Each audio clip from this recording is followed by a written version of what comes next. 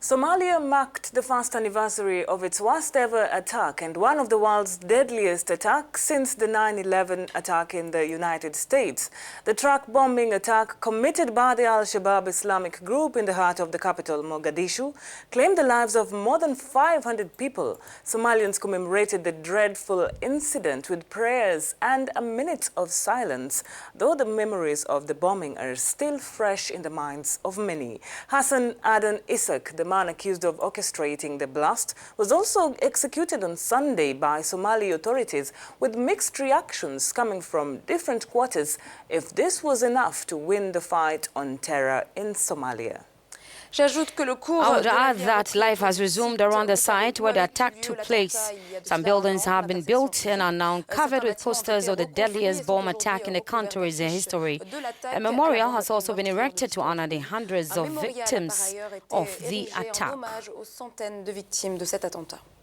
Well, Abdullahi Halahe is a security and policy analyst for Africa, and he joins us now to talk about this.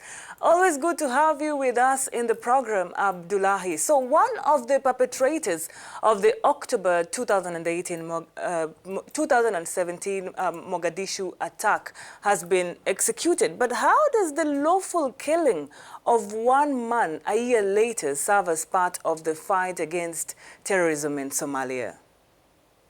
I think what it does is it gives an opportunity that, yes, despite the heinous act that he's committed, the court is giving him a chance, that he was tried in a competent court, and therefore, these useful steps in ensuring that the rule of law is followed, due process is followed. This is significant because what you do not want to do is a situation where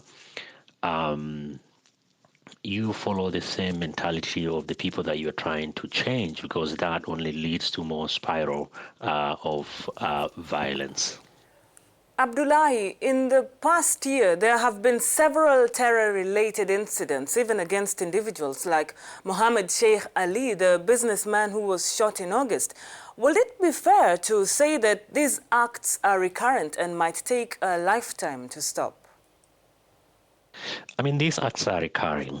One of the things that we have to bear in mind is that the group now is at its weakest because they do not have the same ambition that it had as a political and military group, but now they are more engaged in rural insurgency, targeted assassination in the cities, and so therefore I think it's going to be a very long period of time. The military operation certainly will not be a solution to this problem. We might have to think a combination of military solution as well as probably opening a backdoor channel of trying to negotiate with the group. A last question, Abdullahi. A year on now, would you assess the role of the international community in fighting the Al-Shabaab terrorist group in Somalia? It's a very complicated one. I mean, at one level, they've done a significant amount of investment in the country, the training of, the Somali National Army, the police, all that are incredibly significant. But the challenge, as always, is you cannot outsource national security. So as long as the Somali National Army is not strong, the police, the judiciary, the government doesn't provide services like, education, health, collecting of trash, and all manner of stuff, this group would be around. And so it's a question that one has to ask, how long can they continue relying on other groups, particularly from international community? But also it's a taste for, the country and the African-led solution of AMISOM. So it's about time that we do a thorough evaluation of if this model is working or not. But also in terms of the international actors, they have multiplied over the last few years. It's not just the Western countries. We have now the Qataris, the Turks, UAE. So that I think will take much more elaboration. Thank you.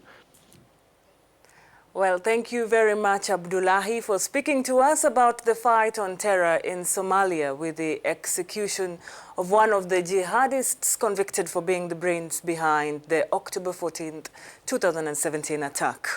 Abdullahi Halahe is a security and policy analyst speaking to us from Washington, D.C. in the United States.